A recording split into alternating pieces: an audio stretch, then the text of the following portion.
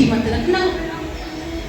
वसुदेव ने कहा कि पुरुष का प्रथम कर्तव्य होता है अपनी नारी की रक्षा करना, अपनी स्त्री की रक्षा करना।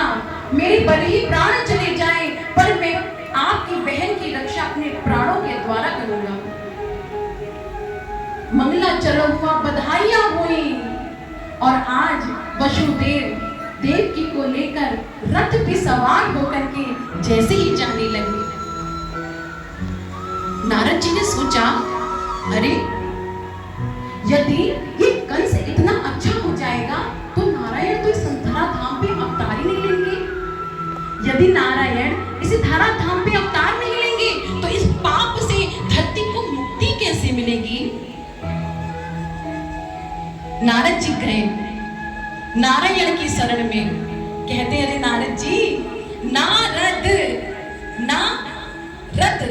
जिसकी बात को कोई भी रद्द नहीं कर सकता वो है नारद, और तुम तो साक्षात मेरे ही अंश हो, तुम क्यों घबराते हो।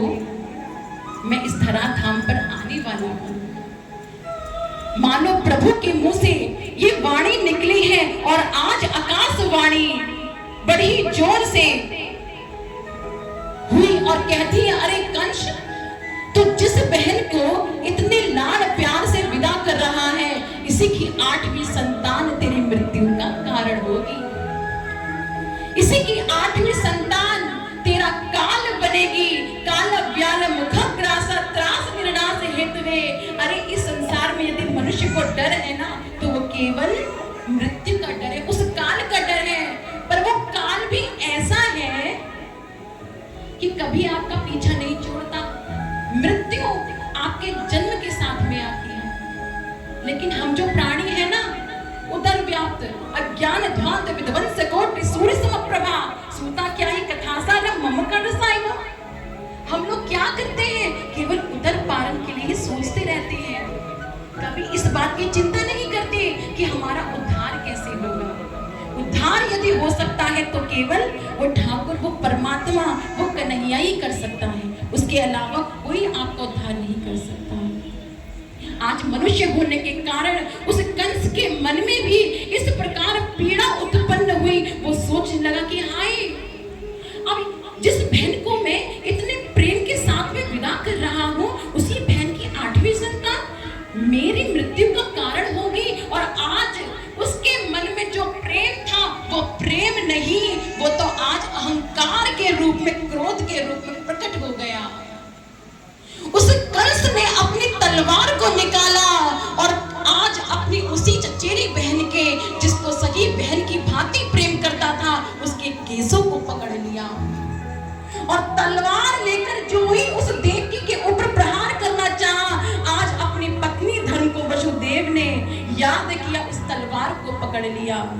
अरे कंस, इस संसार में यदि तू स्त्री की हत्या करेगा, इससे बड़ा पाप कोई नहीं है। और यदि तू स्त्री की हत्या करेगा तो जिस प्रजा को तू देख रहा है, कल यही प्रजा तुझ पर धिक्कारेगी। आने वाला समय तुझको नपुंसक कायर कहेगा। तुझे देवकी के पुत्र से ही तो पीड़ा है, मैं तुझको प्रदान करना चाहूंगा। जैसे ही देवकी वसुदेव की प्रथम संतान हुई, आज अपनी प्रतिज्ञा को याद करके वसुदेव उस बालक को लेकर के कंस के पास आए। कंस मुस्कुराया, अरे आप तो बड़े ही सत्यवादी हैं, अपनी प्रतिज्ञा को मानने वाले हैं, क्या बात है। पर वसुदेव, जो मेरी शत्रुता है वो तुम्हारी 8वीं संतान से है, तुम क्यों घबराते हो, जाओ लौट जाओ। वसुदेव जी उस बालक को लेकर के लौट गए, और जैसे ही लौटे हैं तभी नारद जी आ गए। जहां कोई नहीं पहुंचता वहां नारद जी पहुंच जाते हैं। नारद जी पहुंच गए और नारद जी क्या कहते हैं, अरे कंस, तू क्या बावरा हो गया है, तुझे इतना भी नहीं पता, यदि तू प्रथम गिनती गिनता है तब वे प्रथम होती है, यदि 8वीं से तू उस गिनती को प्रारंभ करता है तो वहां से प्रथम होती है, यदि तू उल्टा गिने तो तो भी प्रथम, यदि तो उल्टा गिने तो भी प्रथम। तुझे भय तो उसकी 8 संतानों से है। तू एक काम कर, उस बालक को छोड़ मत, उस बालक को भी गोविंदाय नमो नमः कर दे। कंस की बुद्धि जैसे भ्रमित हुई, उस वासुदेव के बालक को उसने मार दिया। उस कंस के हृदय में दया नहीं आई।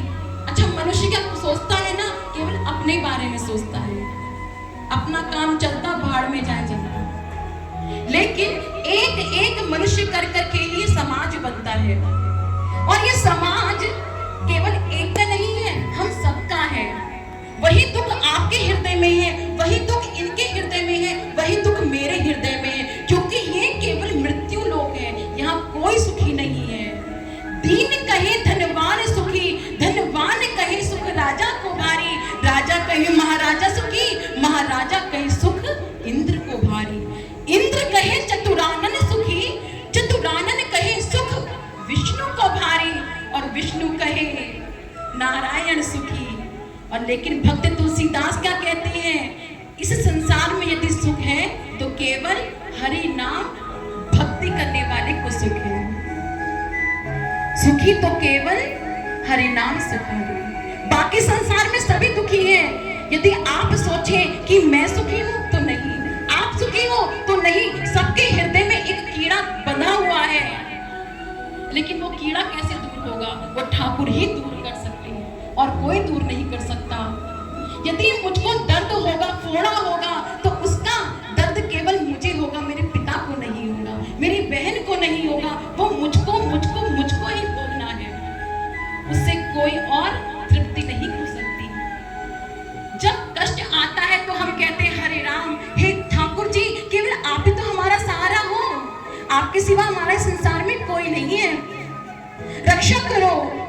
ये भाई मेरे अपने नहीं है, पिता मेरे अपने नहीं है, पड़ोसी मेरे अपने नहीं है, मैं कहाँ जाऊं? तब वो ठाकुर के चरण ही हमको याद आते हैं। और सच मानो, भले कोई कामना है, वो ठाकुर ही आपको इस संसार से वहां बैठाता है।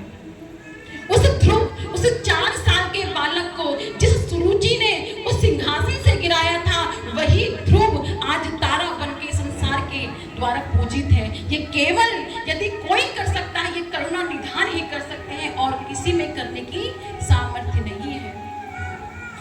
वो कंस भी आज पापी हो गया है, उसने पहली संतान को मारा, दूसरी संतान को मारा, तीसरी संतान को मारा, आज पटक पटक कर उस अबोध बालक को मारा है। क्यों? क्योंकि मुझको भय है, मुझको मृत्यु आ जाएगी। पर यदि 7 तालों में आप बंद हो जाओ, मृत्यु आनी है तो वहां पर भी आ जाएगी, कोई आपको रोकने वाला नहीं है। उस 7 तालों के अंदर भी वो मृत्यु आपको अपना ग्रास बना लेगी। और आज वही उस कंस के साथ में हुआ था, लेकिन जो भय था वो भय से तिल तिल तिल तिल मरता रहा। और जिस प्रकार उसने आज 6ठी संतानों को मार दिया है और 7वीं संतान को मारना चाहा, तो वो देवी थी मां विंध्यवासिनी, आज साक्षात प्रकट हो गई। कहती है, अरे दुष्ट पापी, तू मुझको पटक कर क्या मारना चाहता है? तुझको तो मारने वाला जन्म ले चुका है, वो कहीं और नहीं, नंद बाबा के घर में जन्म ले चुका है। वसुदेव हजारों तालों को तोड़ करके, और जैसे ही आज ठाकुर जी प्रकट हुए हैं, उनको ले जाकर के आज यशोदा के पास लेटा दिया। और मेरे ठाकुर जी ने शर्म से अपने माँ के आंचल से अपने नेत्रों को ढक लिया। जैसे ही अपने नेत्रों को ढका है, माँ तो बेसुध हो गई। और जब वसुदेव उस बालक को यमुना जी को पार करा कर ले जाने लगे, तो आज यमुना कहती, अहो भाग्य, आज तो मेरे स्वामी आए हैं, आज मेरे स्वामी आए हैं, आज मैं कैसे इतनी मंद गति से बह सकती हूँ? आज तो मैं अपने ठाकुर के चरणों को पखारूंगी। और वो यमुना जी भी आज बड़ी उछाल मार मार करके आज वसुदेव के शीश को धोती हुई ठाकुर जी के चरणों को स्नान करा रही है। और जैसे ही ठाकुर जी आज यशोदा के द्वार पे आए हैं, तो आज नंद बाबा के घर में बधाइयां गबनी शुरू हो गई। कल रात हमारे ठाकुर जी का प्राकट्य हुआ है, और आज हम सभी भी नंदोत्सव मना रहे हैं। वही ठाकुर जी आज भी सूक्ष्म रूप से इस धराधाम पर विराजमान है। किसमें? साक्षात भागवत जी में। कहते हैं भागवत जी क्या है? भगवान श्री कृष्ण की वांगमयी प्रतिमूर्ति, अर्थात वाणी जो भगवान श्री कृष्ण ने स्वयं अपने मुख से बोली थी, वही वाणी साक्षात भागवत जी में विराजमान है। और आज हम सबके पास में घर घर में विराजमान है। अच्छा, हम सबके घर में रामायण है। किस किस घर में रामायण रखी जाती है? जरा हाथ खड़ा करके बताएं। सबके घर में रामायण है, लेकिन महाभारत क्यों होती है? रामायण सबके घर में है, लेकिन फिर भी महाभारत होती क्यों? क्योंकि आज हमने बड़ों का अदब करना छोड़ दिया। गुरु ग्रह पढ़ने गए रघुराई, अल्पकाल विद्या सभाई। गुरु केवल एक होता है जो हमारा विवाह करता है, हमारे जन्म में काम आता है, हमारे कान में फूंक के मंत्र देता है। आज हमारे गुरु कितने होते हैं? घर घर गुरु है। जिस समय गुरु से लालच है वही गुरु बन जाता है। नहीं, गुरु केवल एक होता है। प्रथम गुरु माँ, जिसने जन्म दिया है, पिता पालन करने वाला। आप दर दर मत भटको, उस माता पिता के चरणों में ही यदि पूजा कर लो, उनकी सेवा कर लो, तो आपको ठाकुर जी मिलेंगे। आपको इस संसार में मुक्ति मिलने से कोई नहीं रोक सकता। और यदि कहते सच्चिदानंद रूपाय विश्वोत्पत्त्यादि हेतवे तापत्रय विनाशाय श्री कृष्णाय वयं नमः।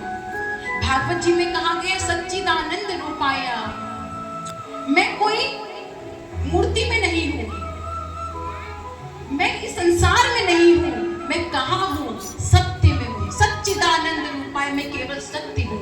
विश्वोत्पत्त्यादि हेतवे, इस विश्व की रचना करने वाला, इस विश्व को पालन करने वाला, इस विश्व का संहार करने वाला वो केवल मैं हूं। तापत्रय विनाशाय, इस संसार के ताप कौन कौन से ताप हैं? 3 प्रकार के ताप हैं। दैहिक, दैविक, भौतिक ताप। शरीर के द्वारा ताप, भौतिक ताप, दैविक ताप। दैहिक ताप कौन सी है? हमारे पास धन भी है, पैसा है, सब कुछ है, लेकिन हमारा शरीर स्वस्थ नहीं है। हम कुछ खा नहीं पा रहे। क्या खा रहे? लौकी खा रहे हैं, मूंग की दाल का पानी पी रही है, डॉक्टरों को पैसे भर रही है। क्यों? दैहिक ताप।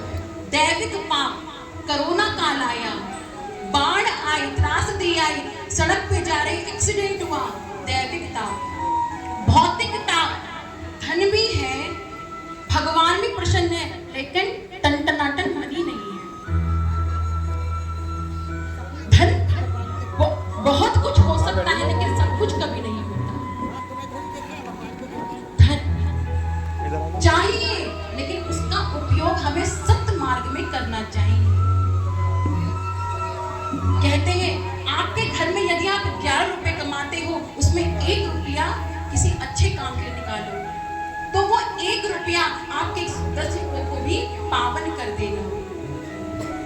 तो जिस दिन हमारे जीवन में सत्यता आ जाएगी, जिस दिन हमारे जीवन में भगवान की भक्ति आ जाएगी, तो उसी दिन हमको ठाकुर जी के दर्शन अवश्य हो जाएंगे। इसी के साथ में